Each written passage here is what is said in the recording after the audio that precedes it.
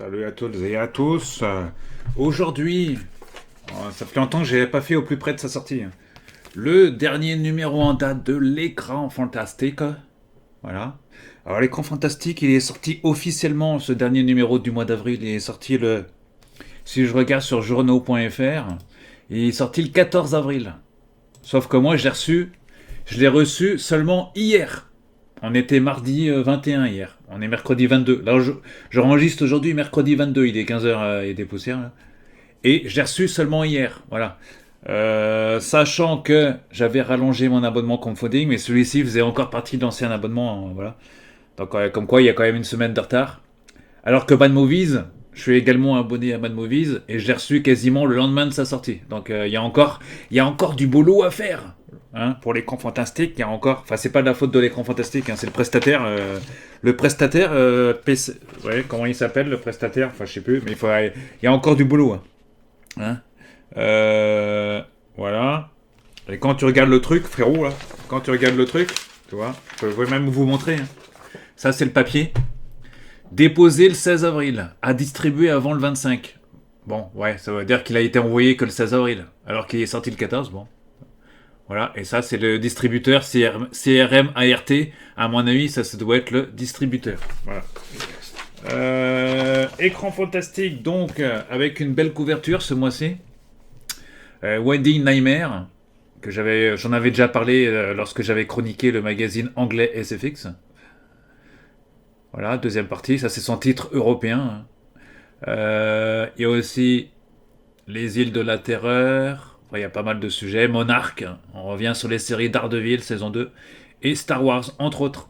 Voilà, belle couverture de l'écran fantastique. J'ouvre. Et ils font déjà du placement de produits pour le hors-série que je n'ai toujours pas reçu d'ailleurs. Puisqu'il est sorti le 10 avril a priori. Alors quand je regarde sur journaux, il n'est pas sorti le 10 avril, mais il est sorti le 14 aussi. Il est sorti le même jour que l'écran fantastique, d'après journaux.fr. Voilà. Donc, magazine que je devrais recevoir demain ou après-demain, je pense. Enfin, du moins cette semaine, j'espère. Voilà.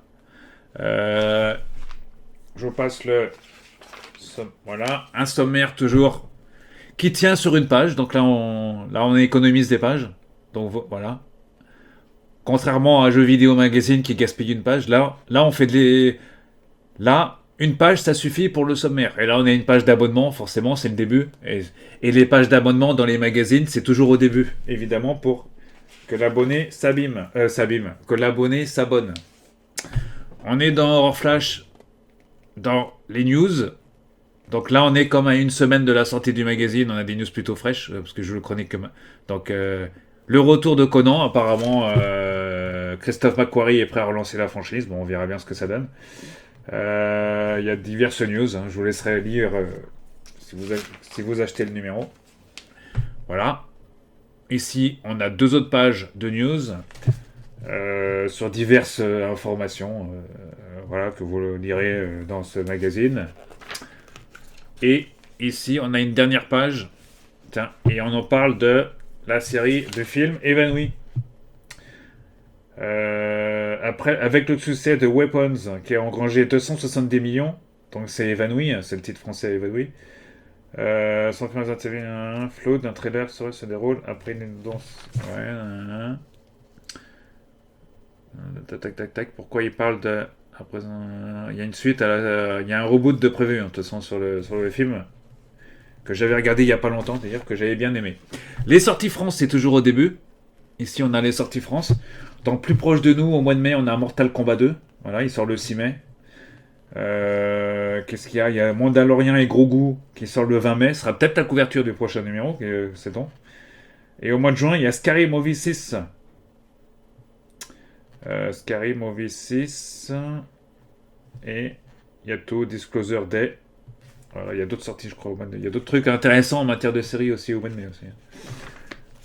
Voilà, sur nos écrans, The Wedding Nightmare, deuxième partie. Donc ils ont plutôt bien aimé, parce qu'il y a 4 étoiles quand même. Voilà, donc la critique, 4 étoiles. 4 étoiles. Hein. C'est le summum, hein. C'est chef-d'œuvre. Ah oui, ils ont mis 4. Donc 4, c'est considéré comme un chef-d'œuvre en matière de réalisation, tout ça. Le titre officiel, c'est Ready or Not 2. C'est rien à voir avec le jeu vidéo, ça s'appelle Ready or Not 2. Lupin, le troisième film, ici, il a 3 étoiles. Il est sorti le 25 mars. Voilà. Ready Nightmare, dans un instant, il y a tout le gros dossier.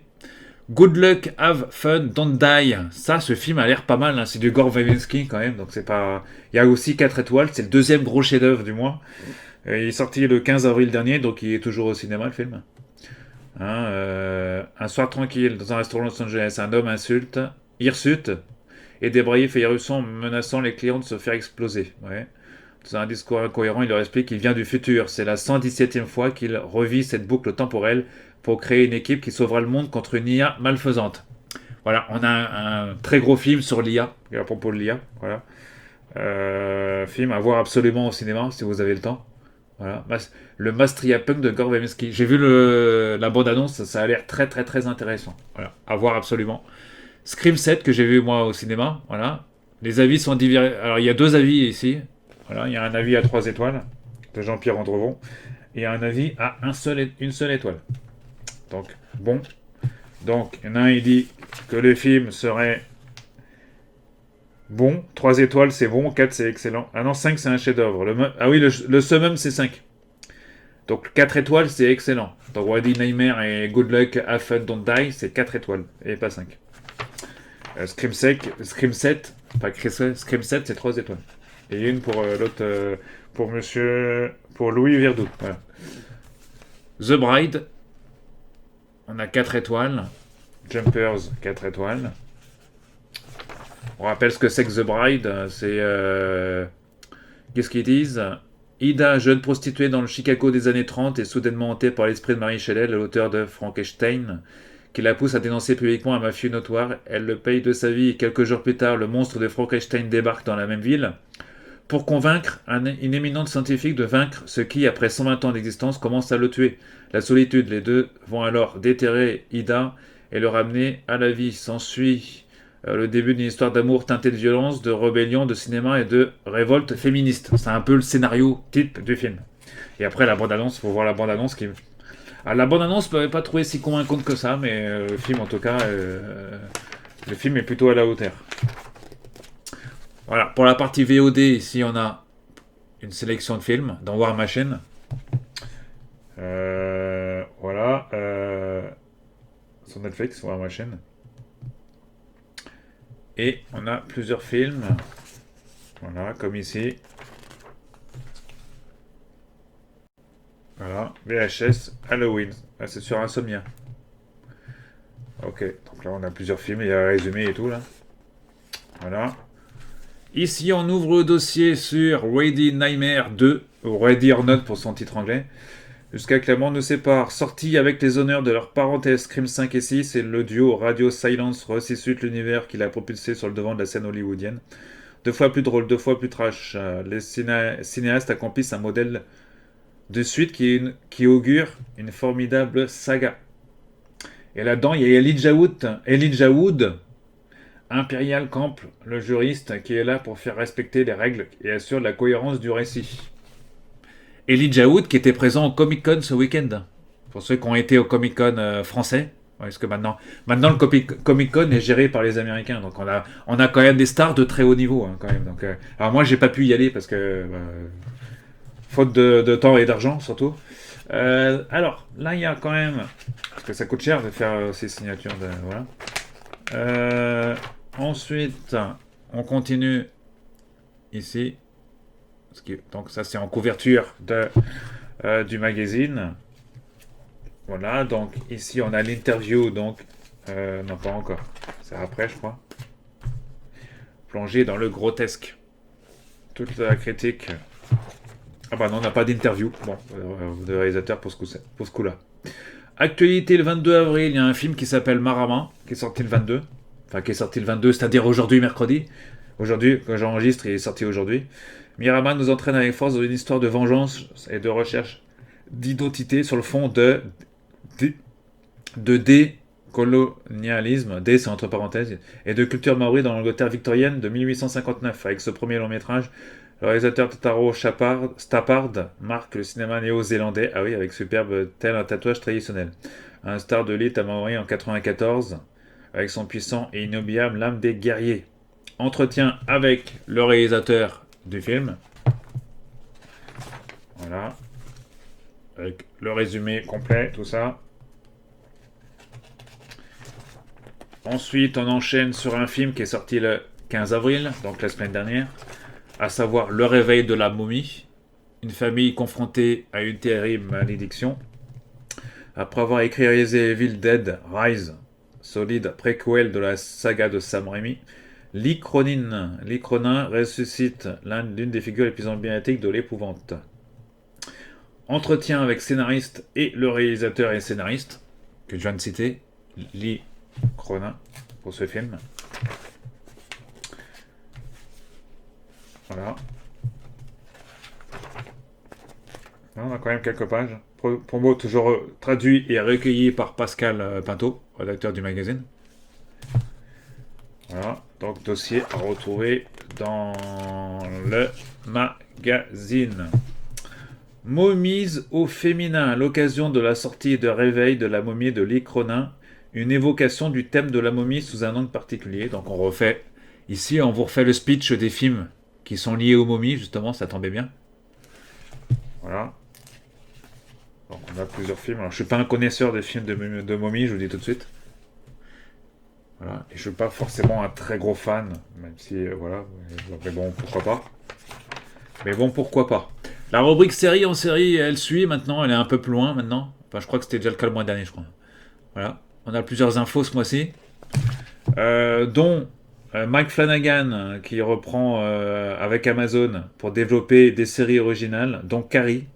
Carrie qui est tiré du roman et du film de Stephen King. Enfin, c'est pas lui qui a réalisé le film d'ailleurs. Du roman de Stephen King, entre autres. Voilà, on apprend. Il y a Kevin Williamson. Il développe pour Netflix une série se déroulant dans l'univers des monstres d'Universal. Pourquoi pas, après Scream 7. Le service d'affaires non classé réouvre. Hulu vient de commander officiellement le pilote du reboot de la série X-Files. Donc voilà. Donc voilà. Tous les mois, on a nos news. Donc pour l'instant, la série n'est pas prête d'arriver sur le petit écran pour l'instant. Parce qu'ils viennent à peine de signer le pilote. Donc on espère que ça va se faire assez vite. Et que ce sera à la hauteur de la série. Qu'est-ce qu'on a? God of War. Trouver son grand méchant. Baldur incarné par Ed Skrein. Ok. Et ouais. Donc on voit ici une photo. En bas. Voilà. Voilà, ça c'est pour série en série. Et on ouvre le chapitre des séries maintenant avec trois grosses séries. Trois grosses séries, c'est plutôt voilà, ça s'enchaîne bien donc sur la partie consacrée donc aux séries. Avec Monarch, Legacy of Monster, le choc des titans. Voilà. Alors ce mois-ci on a alors que le mystérieux Titan X a été libéré d'Alex Mundy, le clan Randa et leurs amis les Shaw cherchent à percer ses secrets pour protéger la population mondiale. On rappelle que Monarch c'est disponible sur Apple TV+. Interview. Alors ils ont mis suite de notre dossier consacré à la nouvelle saison de cette série dédiée au Monsterverse. Toujours aussi passionnante et encore plus spectaculaire, cette deuxième saison de Monarch Legacy of Monsters, diffusée par Apple TV depuis le 27 février, nous permet de retrouver ces héros si attachants. Pour nous plonger dans les coulisses de cette série d'aventures uniques, nous nous sommes entretenus avec deux membres éminents, à savoir la productrice et le superviseur des effets spéciaux, ici. Voilà, dans ce numéro.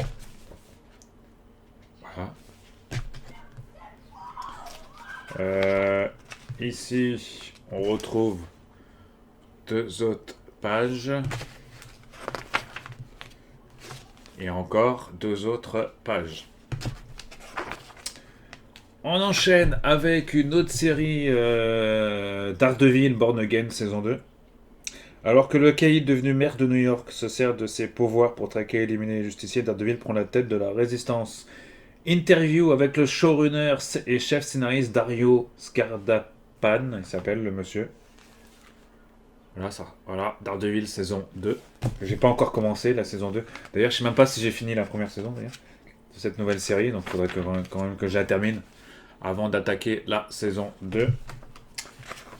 Voilà. Et on a une interview de monsieur, celui qui joue le rôle de Daredevil, Matt Murdock, à savoir monsieur Charlie Cox. Ici, on a une interview du monsieur. Interview du grand Vincent D'Onofrio, voilà, révélé par Stanley Kubrick, s'il vous plaît. Oui, oui, eh oui, dans Full Metal Jacket. Pour ceux qui ont connu ce film-là, ceux qui l'ont vu, si vous êtes jeune, moi j'étais trop jeune pour l'avoir vu à sa sortie, mais j'ai vu après. J'ai vu il y a longtemps aussi. Vincent D'Onofrio, qui a été révélé par Stanley Kubrick. Et oui, bah oui. On l'a vu aussi dans New York Section Criminelle. Hein. Il a joué dans beaucoup de saisons. Euh, et il n'y a que lui qui pouvait jouer Wilson Fisk, hein, de toute façon. Il était taillé pour le rôle, de toute façon. Voilà. On enchaîne sur l'autre série télé du mois, à savoir Maul, Dark Maul, Seigneur de l'ombre, le retour du visage du mal, de la menace fantôme. Voilà, interview ici avec le showrunner Matt Mitchell-Vez, showrunner de la série également disponible sur Disney+, parce que Marvel c'est sur Disney+. Les sorties DVD Blu-ray du mois. Voilà, avec Predator Badland qui est sorti 1h31 le film, entre autres. Voilà, on trouve pas mal de films, hein, La Cité des Monstres entre autres.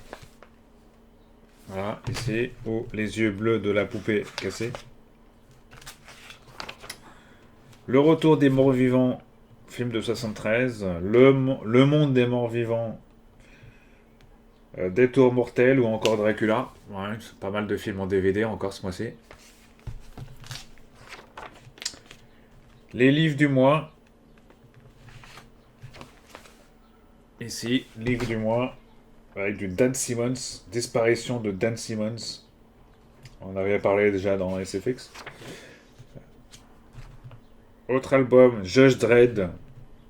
Voilà, entre autres. Dans la sélection bande dessinée. Manga Mania, qu'est-ce qu'il y a en sortie Manga Mania là. Ouais, il y a quelques sorties. Hein. Je suis plus trop l'actualité, à vrai dire. Donc, Et Vidéodrome, ici, on a Resident Evil Requiem, forcément. Voilà, on a Super Mario, Resident Evil hein, sur PlayStation 5, PC et Xbox. Et aussi Resident Evil Requiem est également sorti sur la Switch 2. Bah oui, c'est pour ceux qui ne le sauront pas encore. Il est disponible sur Nintendo Switch 2 également. Screamer, God of War ou encore John Carpenter Toxic Commando, qui lui est sorti sur PlayStation 5 et sur Xbox. Et également sur PC. Et qu'est-ce qu'il dit? Ouais, donc. Alors, tiens, un peu technique. Qu'est-ce qu'ils disent? Donc, John Carpenter Toxic Commando, vous voyez, c'est assez rapide. Développé par Saber Interactive, John Carpenter's Toxic Commando est un jeu de tir jouable jusqu'à 4 participants. L'action se déroule dans un monde ravagé par une expérience énergétique ratée qui a libéré une substance capable de transformer la population en créature mutante. Les missions envoient les squads dans différentes zones envahées où il faut atteindre plusieurs objectifs tout en résistant à des vagues d'ennemis. Le projet revendique clairement l'influence du cinéma de John Carpenter, réalisateur de films cultes comme New York 97 et The Thing, et adopte un ton mêlant science-fiction, horreur et humour noir. Le jeu fonctionne surtout comme un défouloir coopératif basé sur l'intensité des affrontements et la coordination entre joueurs. Cette formule se prête à bien des parties rapides et spectaculaires. Voilà, on ne nous donne pas l'avis ici. Voilà. Toxic Commando sur PlayStation 5, Xbox Series, est également disponible sur PC, puisque tous les jeux quasiment sortent sur PC, bien évidemment. On a aussi Super Mario Bros. Wonder Switch 2 ce mois-ci. Les îles de la terreur, voyage au cœur. Je sais pas, voilà, donc, je remonte quand même. Voilà, Vidéodrome. Les îles de la terreur, voyage au cœur des archipels fantastiques, c'est le dossier de fin du magazine.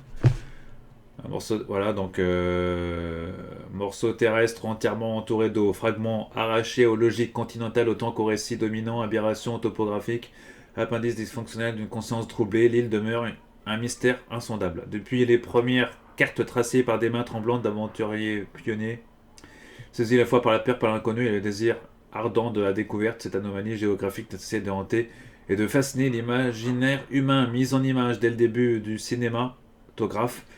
Elle devient aussitôt un laboratoire de l'inquiétante étrangeté, idéal pour la captation et développement de tout récit fantastique.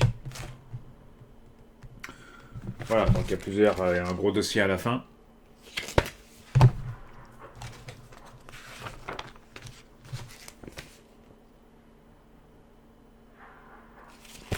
Ouais, ce qu'on entend à côté, il y a un club de tir pas loin de tir à l'arc. Donc, ça fait beaucoup de bruit le tir à l'arc.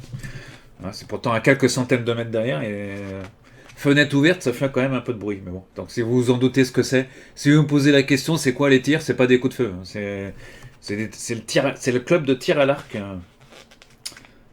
qui est derrière chez moi, dans le parc qui fait partie aussi du parc des Gailleuls de Rennes. Bah oui, forcément, c'est comme ça. Donc, savon fou et expérimentation interdite. Voilà. Donc, pas trop. Gros dossier. L'île comme terrain de jeu. Un gros dossier à la fin.